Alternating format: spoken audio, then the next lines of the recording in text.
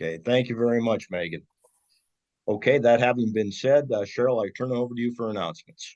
All right, thank you everyone for joining our September Montana Board of Housing public meeting. If you're joining the call, if you could please stay on mute unless you're actively providing public comment. Muting and unmuting in the Zoom is used with the little microphone audio feature in the lower left hand of your screen. If you're joining via phone only, you'll need to use your mute features on your phone. That's often *6 to toggle mute and unmute, or *9 to raise your hand. You're also welcome to use headphones, as that can eliminate audio echo. Public comments will be accepted by either typing into the webinar as well as unmuting and speaking. And if you're joining by conference call only, if you can please send your name, title, company, and contact information to housing@mt.gov so we can capture that for the formal meeting minutes. And when you're providing public comments, please speak and spell your name, especially your last name, so we can capture that as well. And I'll go ahead and turn it back to Chair Posey for board member introductions. Thank you very much, Cheryl. I'm Bruce Posey. I'm the board chair. I'm from Billings. Sheila Rice, please. Good morning, everyone. Sheila Rice. I'm from Great Falls. Amber. Amber Parrish from Billings. Jeanette. Jeanette McKee from Hamilton. Richard. Richard Miltonberger from Clancy and Helena, Montana. Rachel. Rachel Arthur from Great Falls. And Ryan. Chair Posey, I don't see that Ryan has joined today, so I'll follow up with him. Okay, thank you very much. I will now turn it back to you, Cheryl, for board introduction, board staff. All right, so I'm Cheryl Cohen, Executive Director of the board, and just for time's sake, I'll go ahead and call out the names of other staff joining. So we have Joe DeFilippis, Operations Manager, Jason Hansen, Multifamily Program Manager, Vicki Bauer, Accounting and Finance Manager, Megan Sojourner, Office Manager, Danielle Bauer, Mortgage Servicing Daily Ops Supervisor, Jesse Ennis on the Multifamily Allocation Team, Ryan Culver, Compliance Supervisor, Charlie Brown, Homeownership Program Supervisor, Julie Flynn, Community Housing Programs Manager, Brian Barnes, Multifamily Asset Manager. And I believe I've captured all of the board staff. Was there anybody on the board or housing division staff that I've missed? Oh, Jessica Michael, Homeownership Program Manager. Thank you, Jessica. All right, and if I could turn it over to Megan or Joe to read off the names of the partners who have joined today's call. Sure, I'll do that. We have, let's see, Alejandro Lara, Angela Getchell, Denise Taylor, Don Sturhan, Drew Page, let me scroll down here, Jeff Anderson, Jennifer Wheeler, Larry Phillips, Lindsay Erb, Mina Chu, Misty Dalkey, Parker Webb, Patrick Zhang, and Tyler Currents. And I have Emily Strasser. And then I have a phone number of last 3 digits are 502 with the area code of 406. Can you unmute and say who you are? Or is this just is this a sound for the video from someone with a 502, the last 3 digits for the phone number?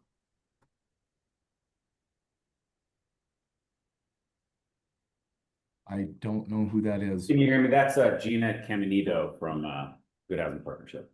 Great, thank you very much. You bet. And I believe that is it. Did I miss anyone? Because there was a couple that were added when oh, Ryan Aiken is on right now. Joe, this is Nathan Billieu. Oh, Nathan, I'm so sorry. I feel like you're always part of the staff, so I apologize. Bruce Brenstall's here too. Thanks, Bruce. Kelly Guerrilla as well. Thank you, Kelly. Denise Twister Taylor. Krantz. Oh, thank you. And we have Denise Taylor, I saw was added. I believe that's all, Cheryl. All right. Okay. Thank you, Joe. Ryan, would you please introduce yourself? Yeah, hi, this is Ryan Aiken in Missoula. I'm hoping you can hear me. My Zoom is acting a little funny right now. We heard you just fine. Thank you, Great, Ryan. thank you. Okay, now comes a time for public comment on any public matter that is not on this particular agenda, but within the jurisdiction of this agency. Do we have any public comment at this time?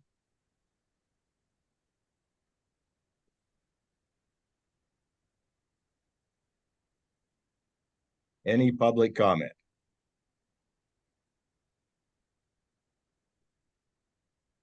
Anyone coming through, Joe? Seeing none, Chair. Thank you very much. Seeing none, we'll move on to the minutes of July 14th, 2025 meeting. You've had that in your packet. Do we have any board discussions and or questions about these minutes?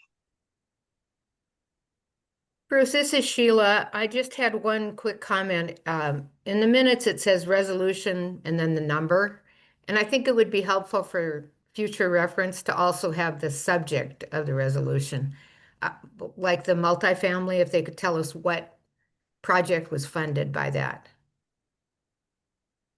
Okay, Sheila, is that an adjustment you'd like us to make on these meeting minutes or just on a going forward basis? Going forward would be fine. Okay, we can certainly do that. thank you, Sheila. Other board discussions and or comments?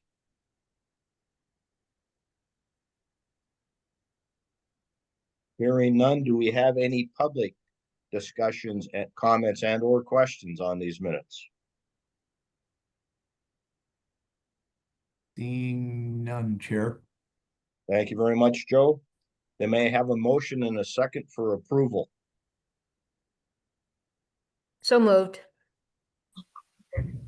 I would second. Been moved and seconded for approval of. All in favor, please say aye. Aye. I, I, Aye. Opposed, same sign. Motion carries. Thank you very much. Now we'll turn it over to the finance program and Vicky. Good morning. The accounting staff has worked hard this summer to wrap up fiscal year 25, which ended on June 30th. We're currently working with Eide Bailey to have the fiscal year 25 financial statements prepared and are gearing up for the fiscal year 25 audit, which will kick off later this week with our initial interview with the auditors. You need to go outside? Does somebody need to mute? Yep, I got him muted. Sorry about that. Thank you. The MBS program is up and running and doing well. We started pooling loans with the purchasing MBSs in March with the 2024 B bond issue. And as of the end of July, we had just over $71 million in Ginnie Mae MBSs outstanding and just over $3 million of Fannie Mae MBSs outstanding. As of July 31st, the board's funds, which included acquisition, debt service, and revenue funds totaling nearly $120 million, were primarily held in money markets, earning a rate of 4.65%. On August 28th, we closed the 2025 B bond issue for $75 million. You'll find an analysis of that issue prepared by CSG in your board packets. Some of the highlights include the bond yield, which is a true interest cost of 4.747. That assumes 100% FHA prepayments. The board's current loan rates are 5.375 for regular bond program and 5.875 for borrowers receiving down payment assistance. And it's expected that approximately 47% of the loans in this issue will receive down payment assistance. $43.9 million of retail orders were received on this issue, which includes $11.6 million from Montana residents, and institutional investors submitted $246.2 million of orders. This strong order flow allowed us to reduce rates on both serial and term bonds for several maturities and resulted in the board using fewer zeros from our prior issues to attain full spread. Including this bond closing, the board has just over $750 million of bonds outstanding. If you have any questions, please let me know.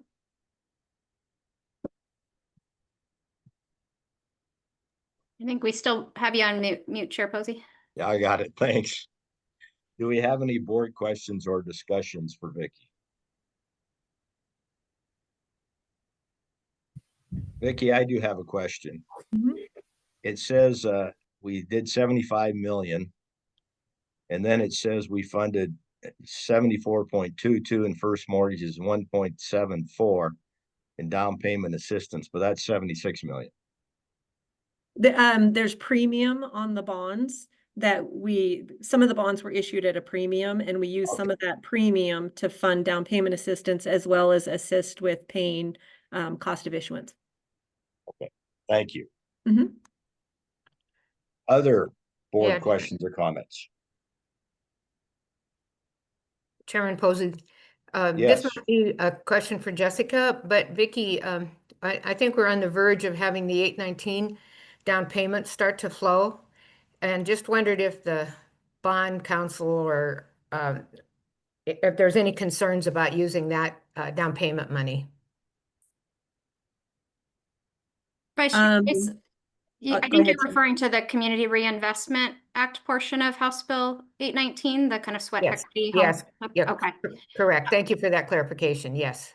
Yeah, so I know that we've had at least one of the CRO approved entities reach out to our homeownership team to chat with us. I think there is still some clarity that we need to look at in terms of that mortgage product and the requirements around it, and whether or not it can be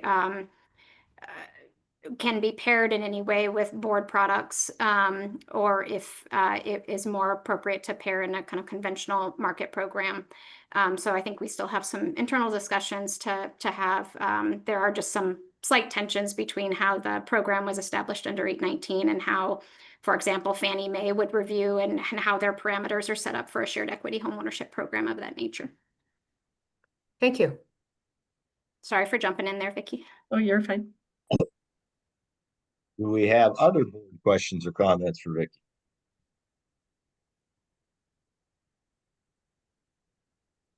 Do we have any public comments or questions for Vicky on her report? Seeing none, Chair. Thank you, Joe. Seeing none. Vicky, thank you very much. Thank you. And we'll move on to the homeownership program and Jessica.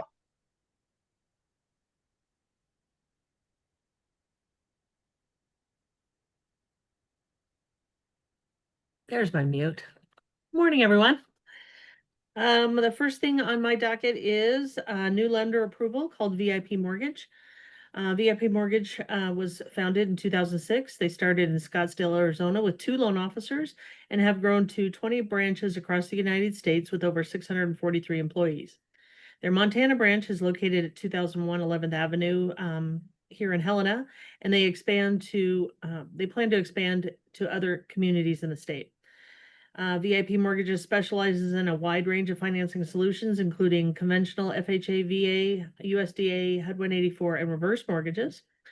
Leading with their heart, culture, and values, in conjunction with their VIP Foundation that invests in the communities they serve, VIP Mortgage uses their charitable initiative and partnerships to make a lasting impact on serving others and building relationships for life.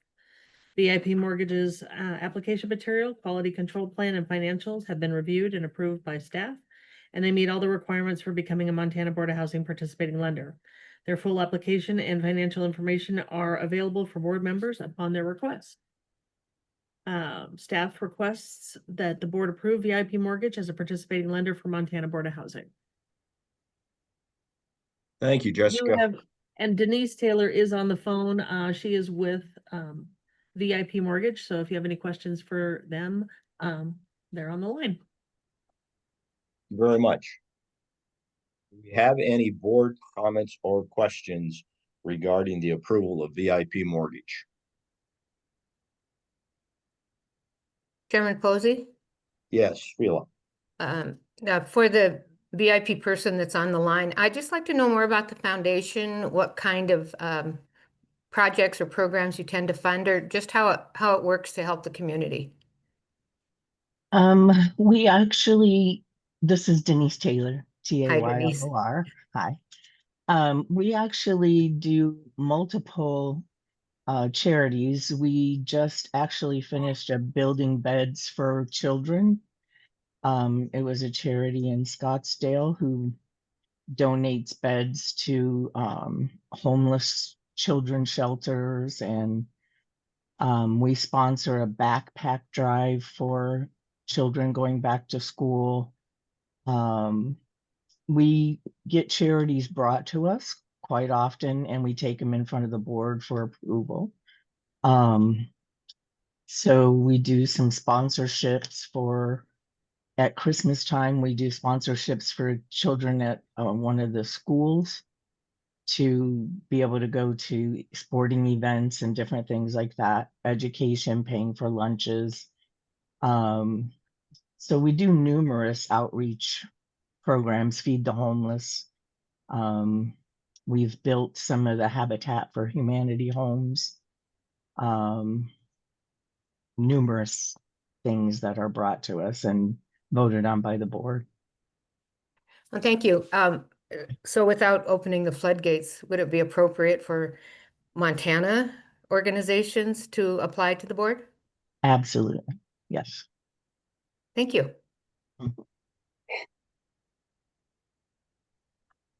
Thank you, Sheila. Thank you, Denise. Other comments or questions, board?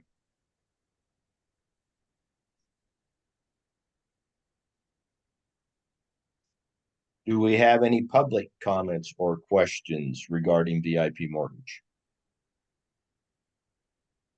Seeing none, Chair Posey. Thank you very much, Joe.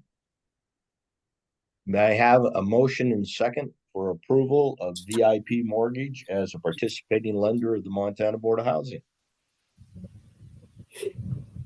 I move approval. I'll So second, thank you, Sheila. Jeanette.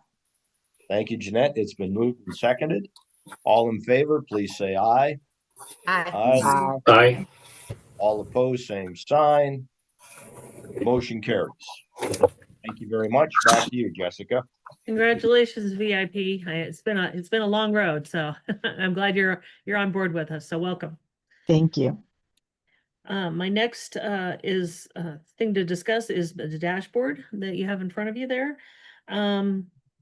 Things are percolating right along. Last week, I didn't do a status report, but the week before that, we had ticked down a little bit, but I think that had to do with fall coming and school coming as far as reservations are concerned. The MBS turn times are still very much below the 60-day lock that we started with last November when we brought on the MBS program. So most of our lenders, most of the loans are closing within that time, although we are seeing, a nice income from people that have to extend locks here and there as well. Delinquencies, always kind of interesting to me. I think those are ticking up a little bit with the MBS program from what Idaho is telling me. So out of the about 200 loans that they have that they're servicing with us, there's about 9 that are having delinquency problems, and that's including first and seconds. So not too bad, not too bad. I think we're doing really well. That's about all I have. The portfolio is going down with payoffs and but not at a very quick speed, but it is going down a little bit. And as we know, the economy is kind of tough, and so our internal portfolio delinquencies are ticked up just a skosh as well, but nothing to be alarmed at, I don't think. Okay. Do we have any questions from the board and or comments for Jessica? Jessica, how many participating lenders do we now have? Oh, that is a good question. Charlie, do you know off the top of your head? Actively, probably about, under 40. I was going to say active 40, but there's probably a few danglers out there that haven't done anything this year. Okay. Okay. Other board questions or comments?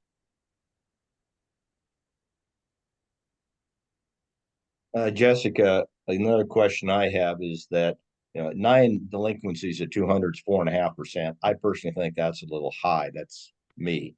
But what does Idaho think about it? Oh, Idaho, every time we talk to Idaho, they think everything is going swimmingly. Okay, very good. They That's love our lenders and they always say everything's going great. great. That's the most important. Mhm. Okay. Do we have other questions from the board or comments for Jessica?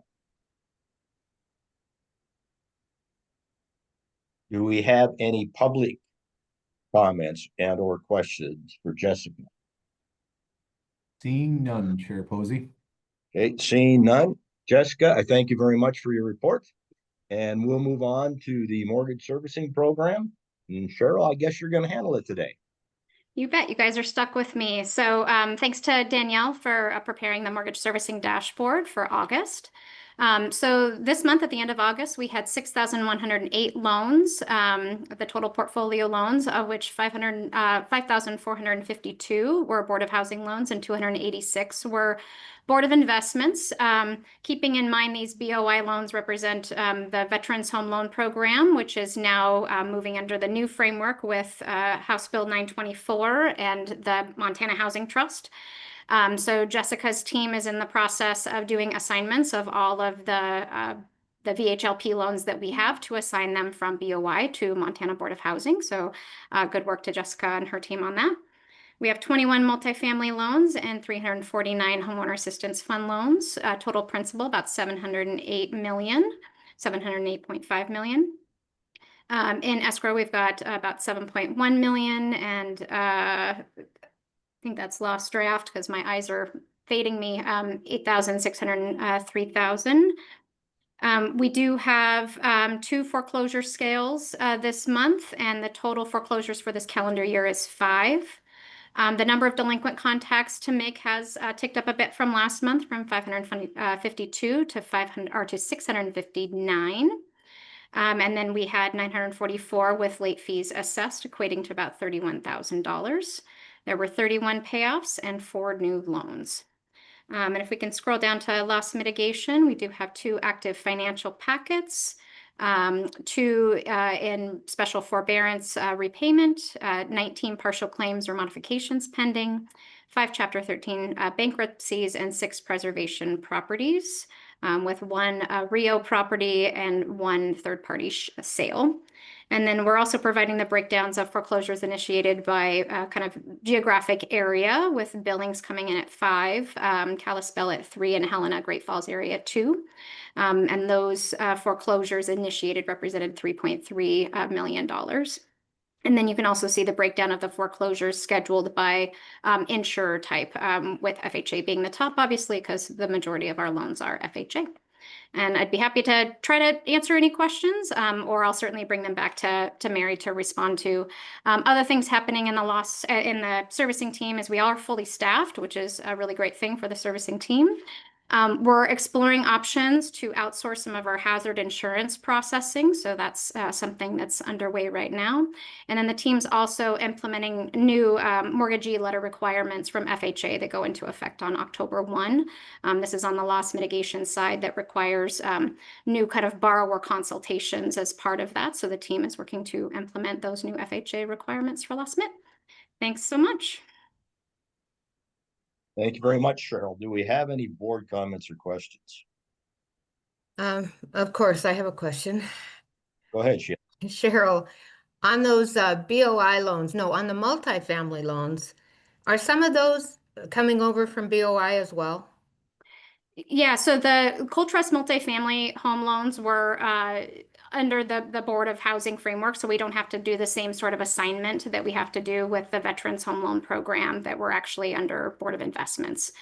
So the money's moved over, and then those loans, we don't have to change, at least based on our conversations with legal counsel, they're okay to go, but the HLP has to be assigned. Okay, but essentially we had money to purchase those from BOI and bring them over. Okay. Yep, and the money to purchase for the loans that we've obligated but not yet closed on, that money got transferred over from the Cold Trust Tax Fund into the new Montana Housing Trust over at DOR. So Vicki and I actually have a meeting later this afternoon to go through what's all in that account right now. Okay. And then I had a corollary to my question earlier about the 819 down payment, community reinvestment money. The problem isn't with the bonds, it's with the insurer, right? FHA or VA or Fannie or Ginnie, correct? I mean, they're not sure they can take it according to their rules for shared equity. I'm kind of reaching back to my way back when, but NeighborWorks Montana had engaged Maureen Brood to help look at how to crosswalk the CRO program with whether or not it can be received on the conventional market through Fannie Mae or Freddie Mac. We do have our 80% combined program, which allows for that 20% community second, and we are pooling those to Fannie Mae MBS. I think that's probably the closest product that we have that could align with the CRO program, but we need to look at Fannie Mae's parameters for that community second and for the shared equity portion to the homeowner for any tensions between those two before we can proceed. Okay, thank you. We have other comments or questions. Cheryl, this is really probably a question for Mary, and you can get back to me on it. But I'm still curious of these foreclosures. How many of these loans did we assist in keeping out of foreclosure prior, when we had all that monies? And all I'm trying to not figure out is to lay out on the table. A better way to put it is, did these monies simply just postpone the inevitable?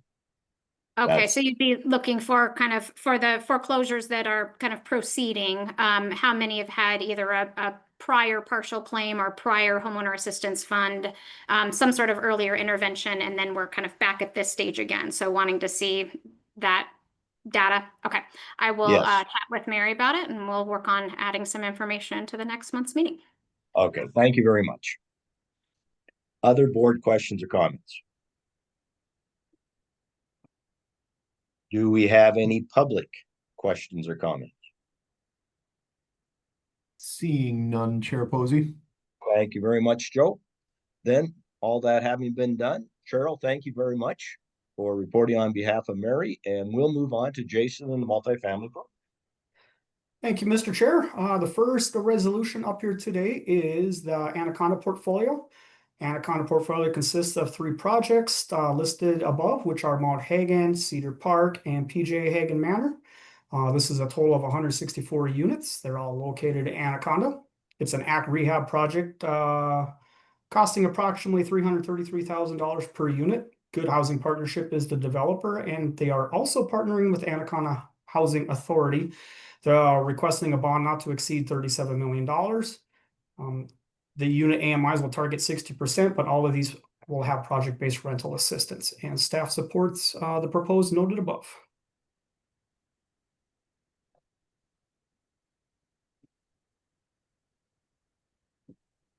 You have the project in front of you.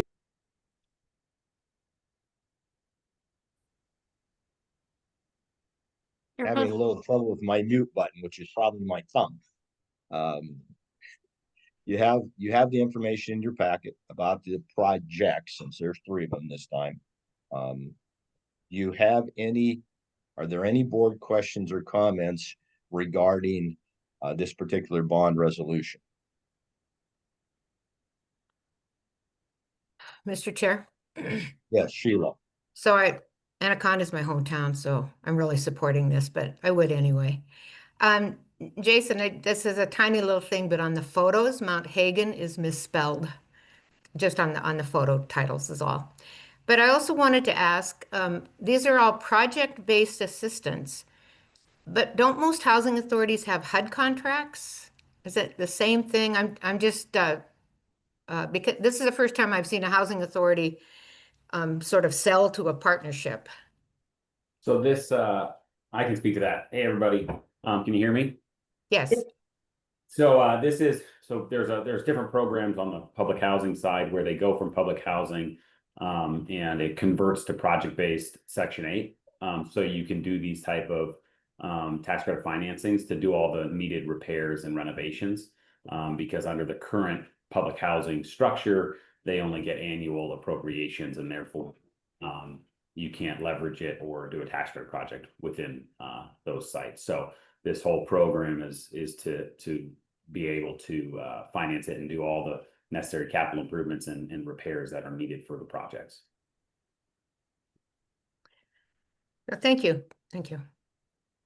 So essentially their HUD allocation, the annual contract goes away and their operating income is from project-based rental assistance. Correct. Thank you. Do we have other questions or comments from the board?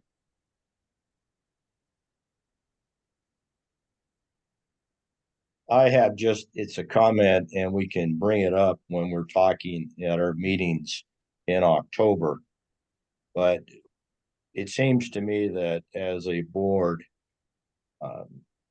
we don't have a lot of regulation around what we're doing here relative and policies and procedures, not regulation, but policies and procedures for these types of funds. And they're non-competitive at this point, but we anticipate they will be competitive. And things that come to mind is how much should be allowed for purchase versus rehab. I don't know. I'm just suggesting that maybe we have a policy that says that. I would also suggest that we may have a policy that says, how much are we willing to give to any one award, any one community? Our next one coming up has to be Bozeman, which we have awarded a lot of money to Bozeman. I think there are things that we should be thinking about now as we approach the time when these will become non-competitive. And what are we willing to do? It's just a comment about the procedure that we're facing right now in Jim. Do we have any other board comments? Sheila? I'm just thinking that we can probably gain some wisdom at the National Association meetings. Other states are facing, I think, a competitive 4%. So it might just be a good question or a good session to go to if they offer anything like that. Excellent thought. Thank you. Okay. Other board questions and or comments on the Anaconda project? Do we have any public questions or comments? Seeing none, Chair Posey. Okay. That being the case, may I have a motion for approval of bond resolution 250908 MF08 in the amount not to exceed 37 million for the Anaconda portfolio? So moved, Chair Posey. Been And I'll moved. second then. I'll second. It's been seconded. Moved and seconded. All in favor, please say aye. Aye. Aye. Aye. Opposed, same sign. Motion carries. Thank you very much. Jason, back to you in Hidden Creek. Chair Posey, before we move on, I just wanted to ping Jeff Anderson to see if he can just also share with the board how in these types of public housing repositionings, the work that we did on the fair market rent reevaluation is also having a benefit. So Jeff, go on ahead. Yeah, and as Cheryl said, the FMR study that was statewide, and we're working with a number of housing authorities in the state, in addition to Anaconda, definitely helps these projects significantly in terms of additional construction costs, et cetera. So we anticipate an additional $3 million of construction based upon that FMR study for the Anaconda sites. So additional cash into these projects, which is a great benefit.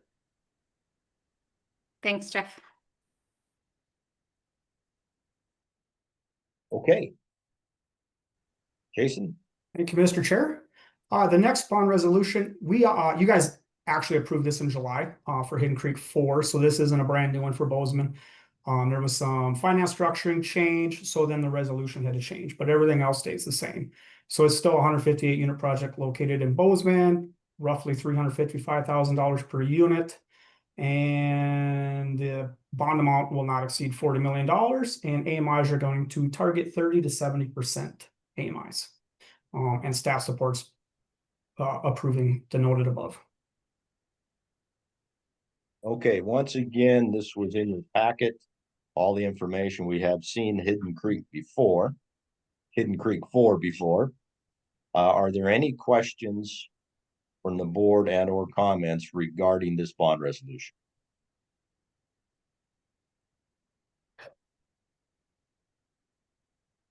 Are there any public comments or questions regarding this bond resolution?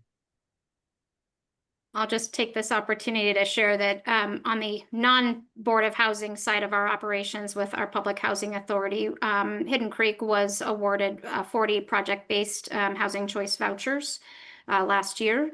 And because we awarded them at the new construction front end, it did trigger a bunch of federal regulations that we all got to have fun going through. But HUD has recently approved the subsidy layering review for Hidden Creek.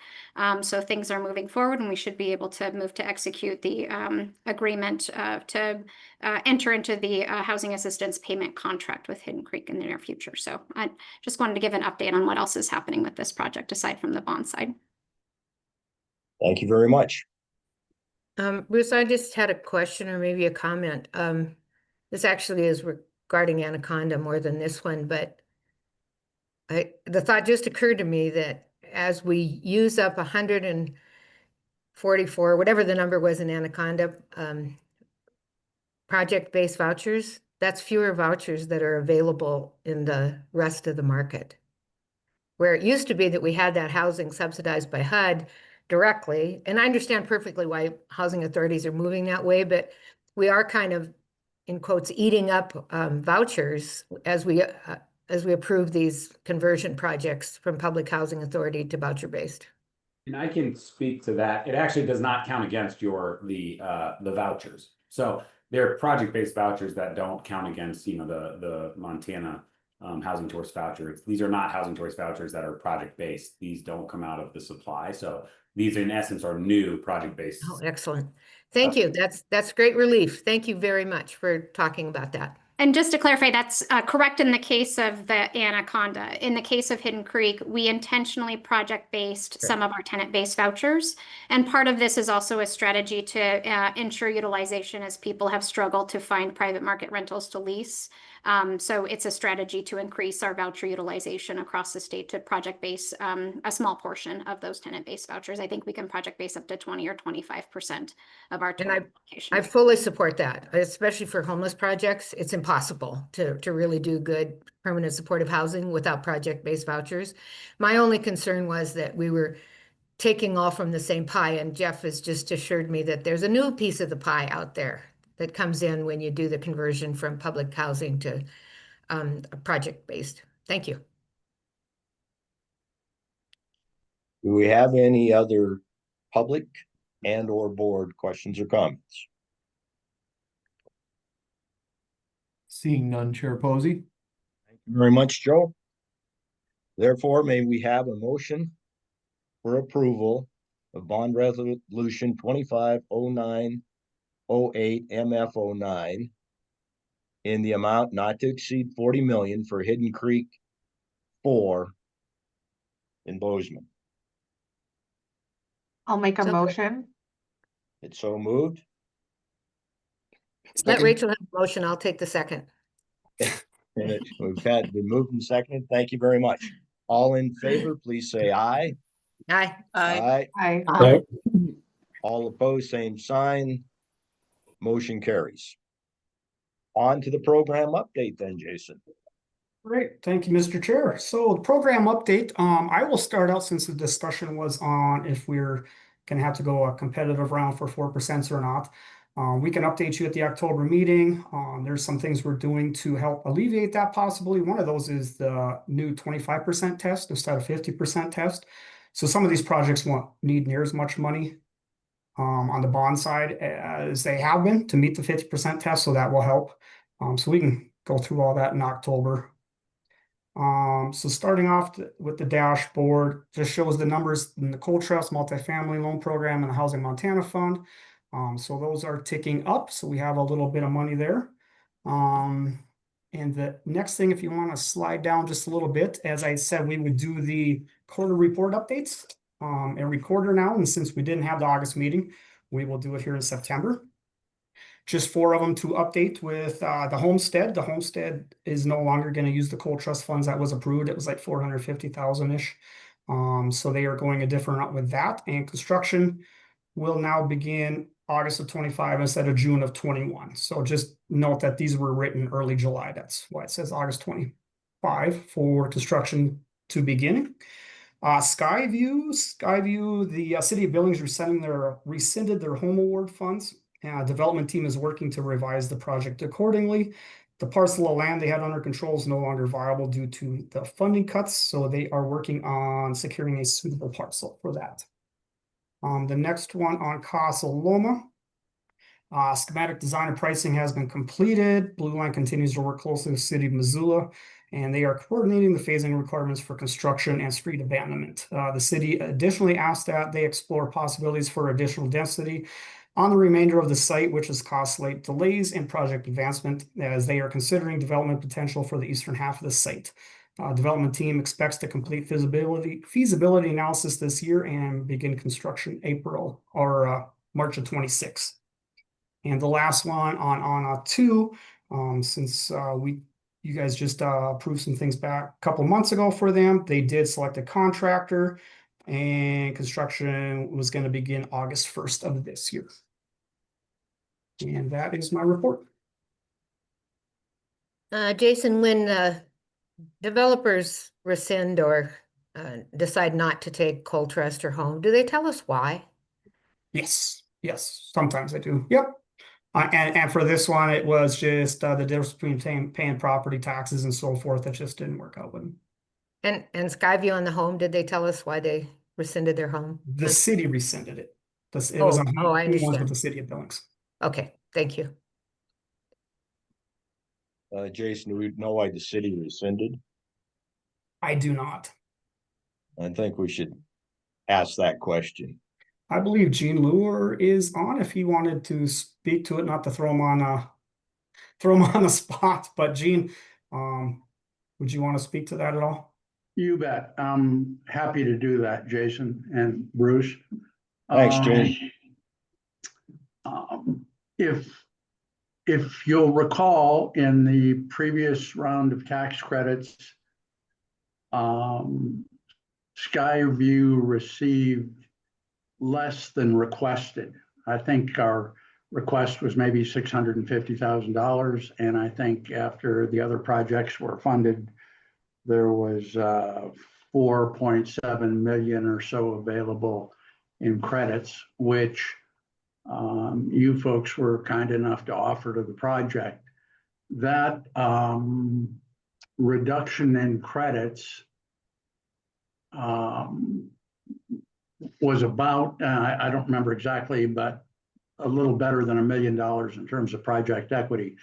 We had a buy-sell on a site on the south side on which to put the project, and the city had gone as far as they could go in their process to award us $1 million of home money, or so. It was just at $1 million plus or minus. Again, I don't remember exactly, but one of the things that came along with that site was a development agreement with the city that was attached to the site before we started looking at it. So as the seller was selling the site, there were some restrictions on the site that the city needed completed, and they were all reasonable things. I mean, it's at a busy intersection, and it was curb and gutter on a couple of major streets and little street widening.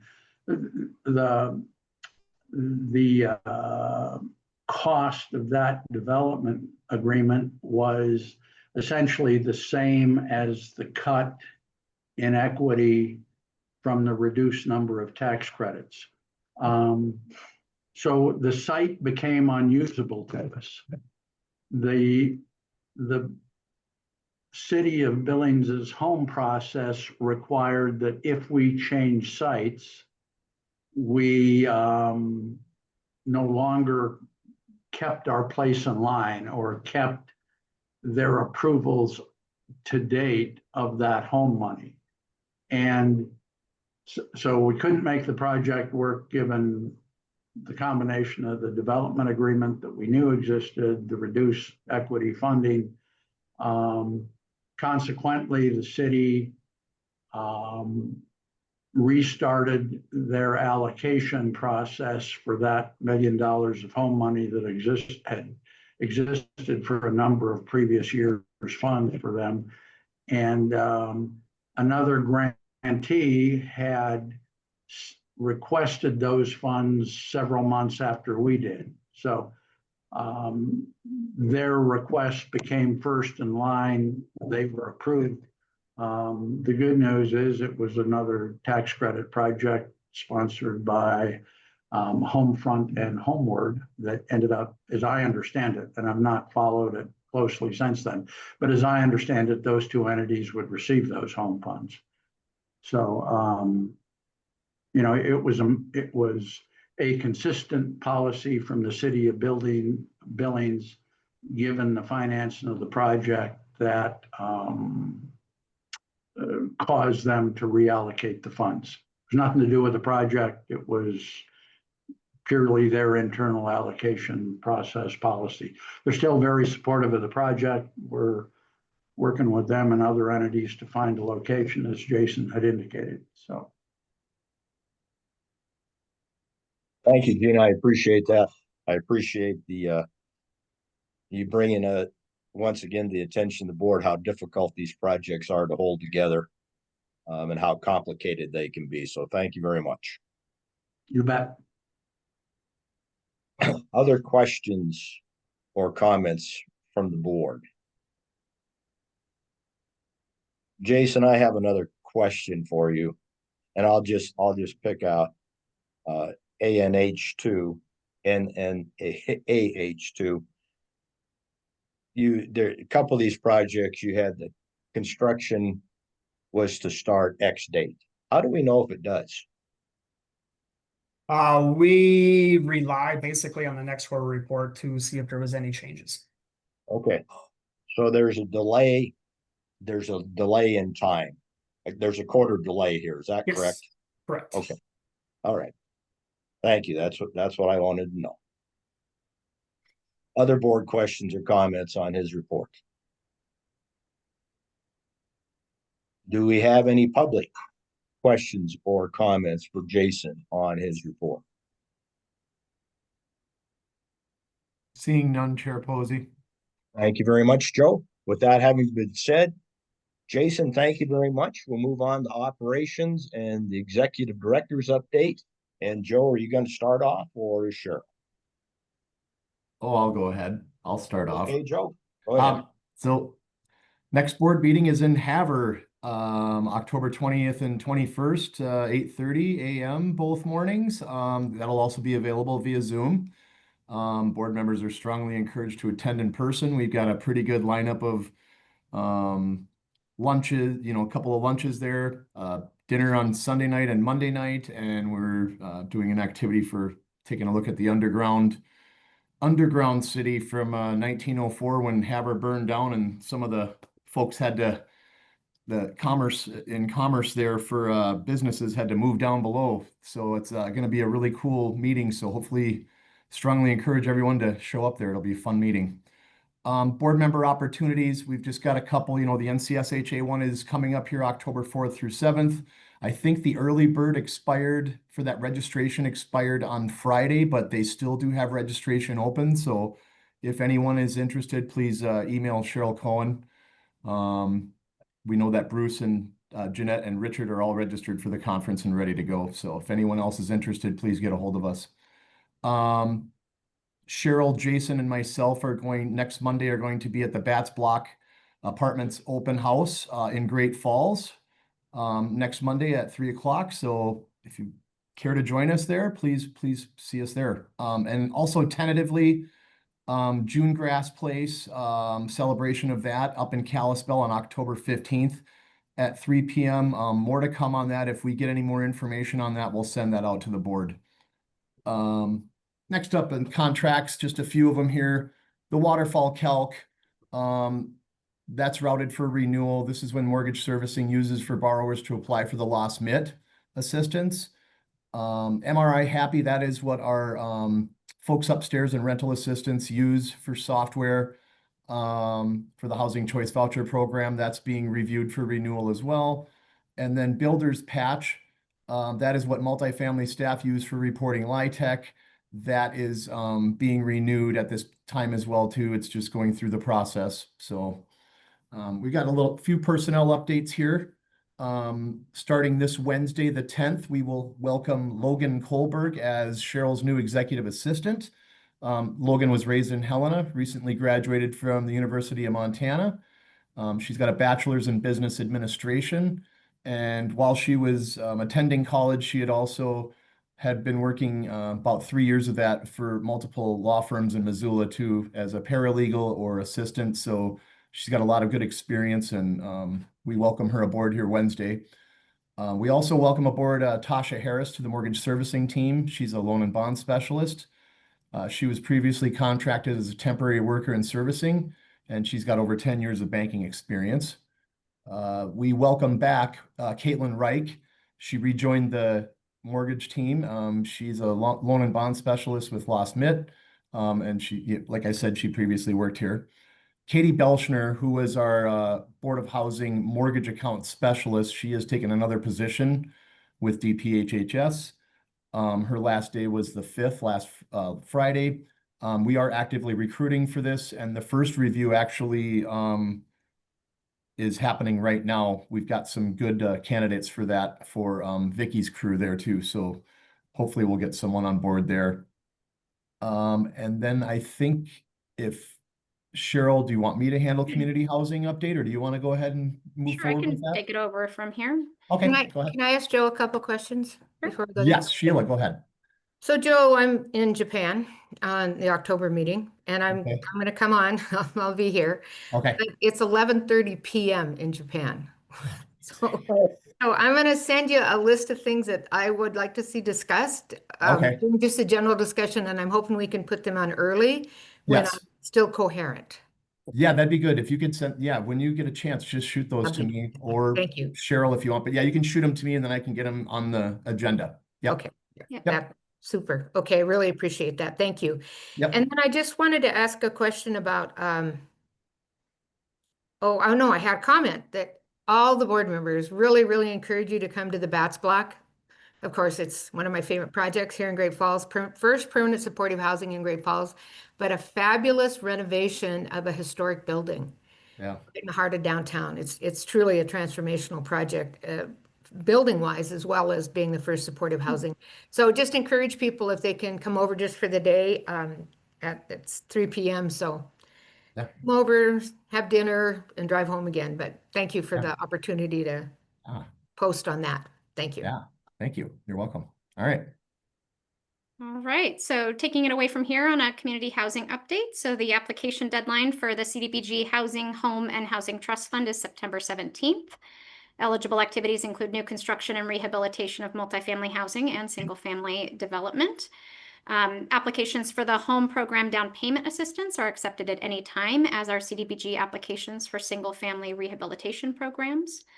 We have 3.15 million available. That's in 24 and 25 monies and CDBG funds to rehabilitate and address housing and address homelessness.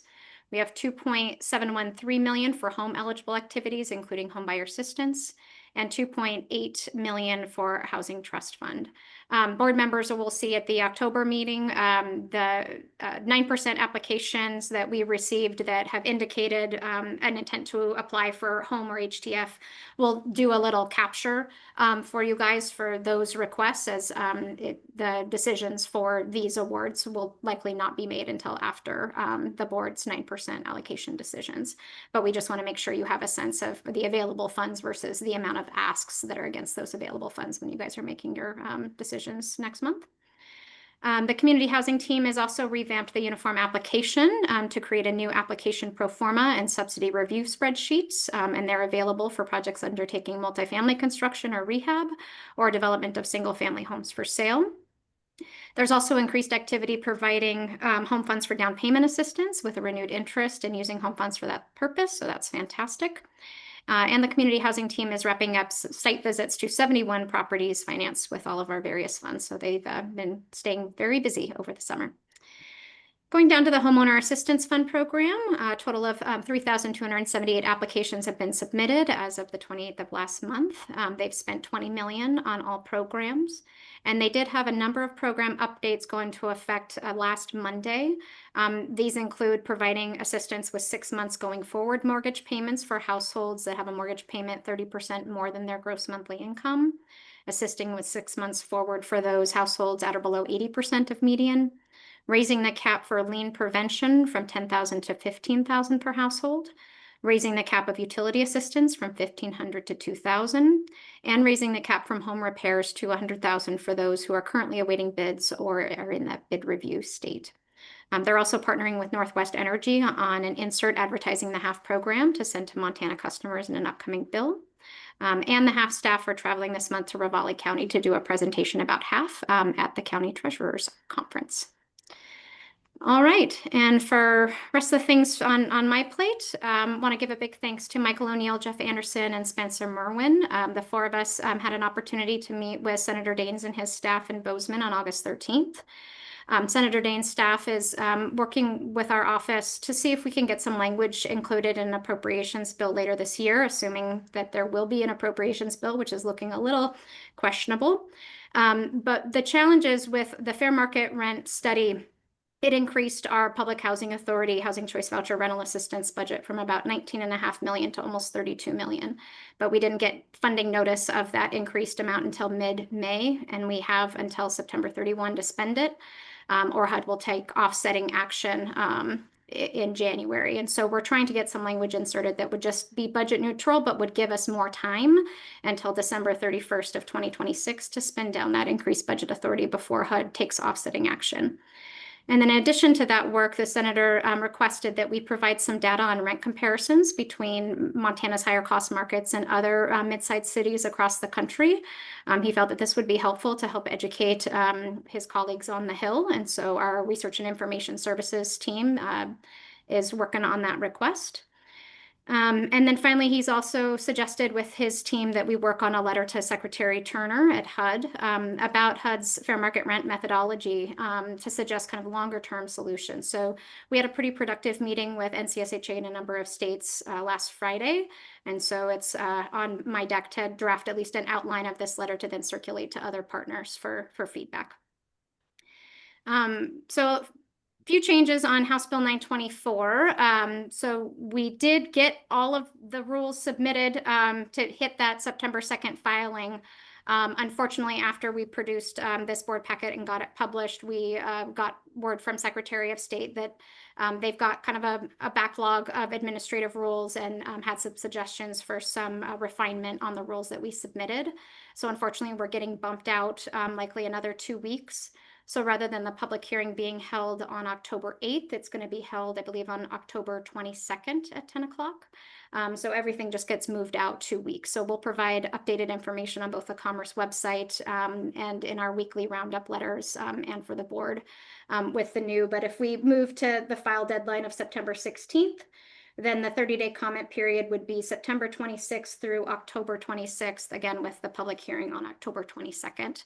I don't think this 2-week delay has any negative implications on us because we were just needing the rules to be effective before we hold a spring application round cycle. So, you know, we're a little bummed because we really strove to meet that deadline. And I want to give kudos to Nathan Bilyeu and Commerce legal staff, Amy Barnes and their team for all the work to try to get these in at the deadline. Unfortunately, a lot of other state agencies are trying to get in all of their administrative rules too. So I think Secretary of State had nearly 20 ahead of us. So we're moving ahead as best we can. We have executed that agreement with the Board of Investments. We have a meeting with Department of Revenue scheduled Monday of next week. I already mentioned that we're working to assign about 300 Veterans Home Loan programs to Board of Housing. So lots going on there. And then finally, I think it's finally, status update to our performance audit. So we had the 2023 performance audit that focused on our board governance and its role in the tax credit program. We did provide an update to them, and you can see that it's included at the back of the meeting packet. And I had a meeting with one of the auditors last week. They have a few follow-up questions just to confirm the implementation status of various recommendations. And they'll be doing kind of a small 100 to 120 hour scope to kind of look under the hood of what's going on at Board of Housing now in 2025 to see how things have shaped up since they made those recommendations.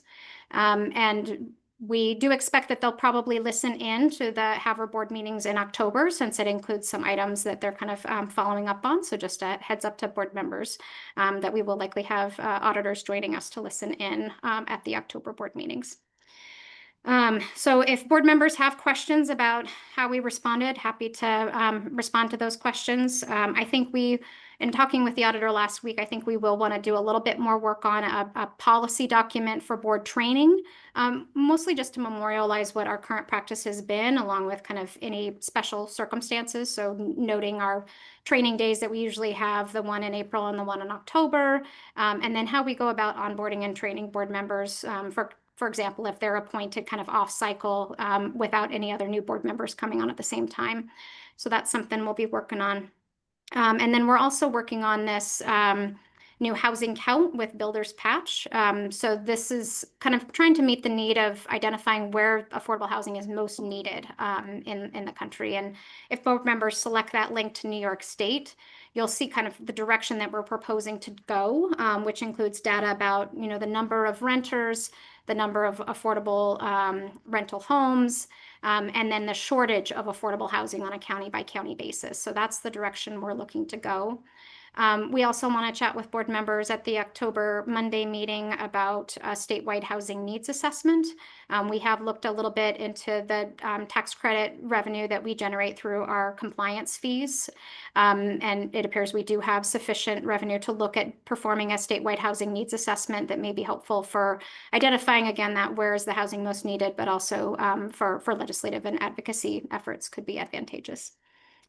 I don't think I'm going to go into a whole lot more detail on the rest of it, but it's included in your packet, so happy to answer any other questions. And I believe that was everything that we had on the dashboard itself.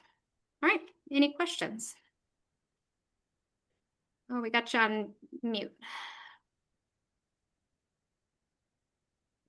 Do we have any questions or comments for Cheryl? Good work. Go ahead. I'm just saying good work. Sounds like you're busy. Yep. Thanks, Richard. Ditto. In addition to all of the things that we talked about today, the real work of the Board of Housing, we have 924 and 819 and the audit, and just kudos to your staff. Please pass that along from the board, Cheryl, that it's so impressive to see things done so timely, and I know you all work really hard for that. So thank you. Will do. Other questions or comments from the board? Sure, I'll just have a question. They did 71 site visits. What are they looking for? Are you referring to the community housing team's site visits? Yes. Yeah. Certainly. So under each of the federal programs that they have, CDBG, Home, and HTF, there are specific project monitoring requirements that include both the physical conditions of the housing that's funded, as well as ensuring that there's a desk file review, that the households moving into the units are income qualified and the rents are at appropriate levels. So they're doing both a file review and a physical inspection. I think Julie's on the call. I don't think they've implemented the new Inspire inspection framework yet. I don't think that's required yet for Home and HTF, but they will be moving to align that with the low-income housing tax credit program down the road. Is that correct, Julie? Yep, that's right. Thanks. All right. And since Julie, you're on the line, when you find deficiencies, do you do anything, meaning enforcement wise, or those enforcements go back to the federals? How's that handled? Right. We work with the owner of the property and the property manager to get those resolved, and we document that they've been resolved. And then annually, when we submit our annual report to HUD, we discuss how many deficiencies we found and how they were resolved. Okay. Thank you. Mhm. Do we have any other questions from the board and or comments? I guess it may be helpful for me to actually go over this rental assistance dashboard. So if you want to scroll down to the very bottom, there's some information about the waiting lists. So board members, we purged our waiting list before we reopened the waiting list on July 1st and started reissuing vouchers. So this has, if you can scroll up just a tiny bit to the header of those columns. Yep. So the 7/31/25, that was the wait list as of that time, and then the wait list as of August 29th and the change. So as of August 28th, we had issued 173 vouchers to waitlist applicants. So trying to get as many vouchers out on the street as fast as we possibly can, and then build up those waitlists over time. So we've got a lot out there, and hoping to get a lot of households who have been waiting for this rental assistance leased up, so we can expend that increased budget authority. So Cheryl, help me connect the 2140 on the wait list with the number of vouchers we have. Do you understand? Like, could we meet half of that need as we process these, or a quarter of it, or? So we have a total of 3,895 vouchers allocated by HUD. But historically, based on our allocation, we've only been able to fund maybe 3,100 to 3,200 vouchers.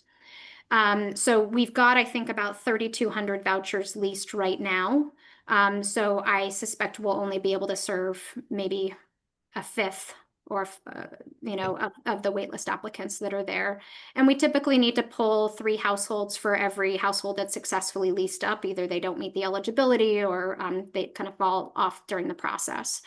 So I suspect we'll go through a lot of the waitlist, and in fact the entire waitlist in some of the smaller areas. So we're working now to do some advertisement kind of maps and marketing flyers to provide to all the field agency partners, because we want to ensure that we have sufficient applicants within those wait lists to be able to serve people as they kind of go through the process, and not all of them will make it, unfortunately. Well, if we apply a 3-to-1 rule, that would be 700 out of the 2,100 on the wait list. So if 2 out of 3 didn't continue because of whatever reason, they found housing, they did it another way, they don't qualify, it looks like we could come pretty close. I know that's wishful thinking, but I just wanted to put it in perspective for myself, and really want to compliment you again on that whole study and how much impact it's had on affordability for very low income people in the state. Yeah, it was an opportunity we couldn't pass up, especially as we were able to get funding dedicated from another source. So we appreciate the collaboration with DPHHS and the Behavioral Health for Future Generations. So that without that allocation, we wouldn't have been able to do the work. Which also came in under budget, I just want to mention. Well, we spent 316,000 of the $1 million that was allocated, and the result was a $20 million increase statewide, representing a 44% funding increase across all public housing authorities in the state. So $316,000 for a $20 million return on investment is probably the best that I'll ever accomplish during my professional career. So now we just got to spend the money. Thank you. Other questions from the board for Cheryl? Do we have any public comments or questions for Cheryl or Joe? Either one. Seeing none, Chair Posey. Thank you very much, Joe. Then Cheryl, thank you very much. I have just a couple things before we go. Jason, what's the percentage on the 4%? Are they getting 50% on the money, 25% on the money? What's going on with those tax credits out in the market? Yeah, it looks like about 78 to 83% right now. On 4s? Yep. Yep. 78 to 83% on 4s. Okay. Then what are 9s? Roughly the same. They're both about the same. Okay. Okay. Thank you very much. I asked that because of a discussion I had relative to the couple of thoughts within the state. So thank you. I have a little ammunition now. And then the last thing I would like to say is from the board member standpoint, it's extremely important that when we have training meetings such as October, you attend. This has come through the audit and what they had. And I would particularly like to thank Sheila as she's actually showing the way. Here she is in Japan, agreeing to help with this training at an hour that most people would say probably not. So Sheila, thank you very much for the effort. And please, all board members, this isn't really optional to be there. This is kind of mandatory to be there. This is one of those deals that the state auditors expect. And when you can't, efforts like Sheila's are greatly appreciated. So I will leave it at that. That's all I have. Does the board have anything else? Or does the staff have anything else? That being the case, then we will adjourn and I will see all of you. I will see some of you early October and I will see all of you at the next October board. Thank you very much. Thank you, everyone. Bye-bye. Thank you, Bruce. Thank you, Cheryl.